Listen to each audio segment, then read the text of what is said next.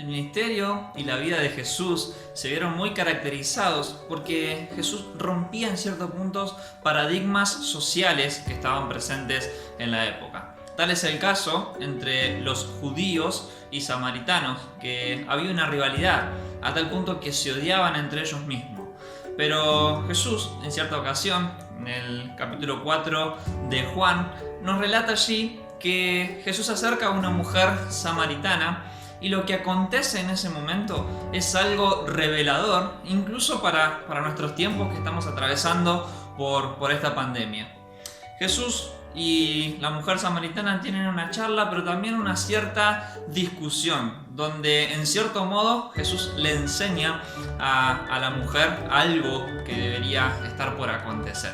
En primer lugar, tenemos que resaltar que Jesús habló con una mujer. Siendo rabino, era algo que no estaba bien visto, pero Jesús habló con esta mujer.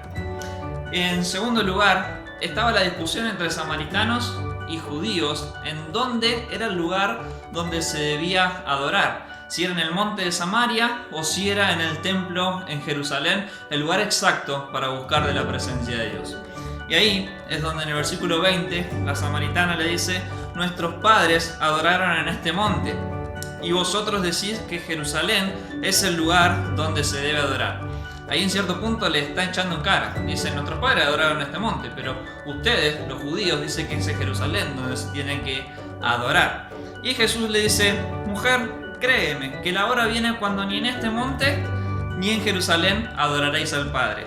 Vosotros adoráis lo que no sabéis, nosotros adoramos lo que sabemos, porque la salvación viene de los judíos. Mas la hora viene y ahora es cuando los verdaderos adoradores adorarán al Padre en espíritu y en verdad, porque el Padre tales adoradores busca que le adoren. Jesús en cierto punto le estaba revelando algo que iba a acontecer y que ya aconteció sobre nuestras vidas.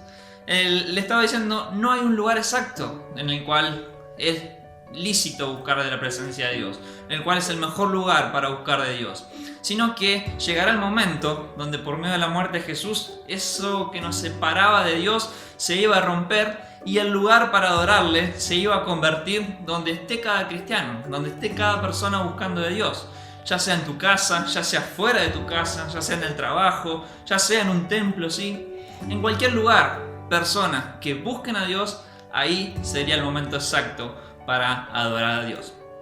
Y en estos tiempos en los cuales los templos se ven cerrados y en muchos decimos: bueno, ahora hemos dejado de adorar a Dios, hemos dejado de buscar de la presencia de Dios, ¿cómo vamos a hacer para sobrevivir sin congregarnos, sin estar en comunión, sin ir a adorar a Dios? Y ahí es donde en este tiempo tenemos que aprender esto, que la presencia de Dios está en cualquier lugar. Ya no existe esa separación, ya no existe ese lugar específico donde se adora a Dios. Hoy sí entendemos que es necesario congregarnos, es necesario ir a los templos, pero ya no es el único lugar donde se manifiesta Dios. Hoy, en medio de esta pandemia, hemos aprendido que podemos buscar a Dios tomando un mate, podemos buscar a Dios viendo algún video, podemos buscar a Dios comiendo algo, y las maneras y las formas de buscar a Dios son infinitas, porque Dios también es infinito y se manifiesta de diferentes maneras. Ya en un tiempo se encajonó a Dios en un templo donde era necesario ir a ese templo, era necesario de buscar a Dios en ese lugar, pero ahora ya eso que nos separaba de Dios se rompió. Ya podemos buscar de Dios en cualquier lugar, porque Dios es espíritu y los adoradores le adoramos en espíritu y en verdad. Ya no es tan importante el lugar físico, sino que es la disposición de los que le adoran. Tenemos que comprender esto, que nuestra relación de Dios con Dios no depende si un lugar está abierto o cerrado. Nuestra adoración a Dios depende de la disposición que tengamos nosotros para buscarle, ya sea en libertad o en cautiverio, en pandemia o sin pandemia, con persecución o sin persecución, podemos seguir adorando a Dios en espíritu y en verdad. Y esto es lo que Jesús le estaba revelando a la mujer samaritana. Qué privilegio tuvo esta mujer de comprender esto. Que Dios te bendiga.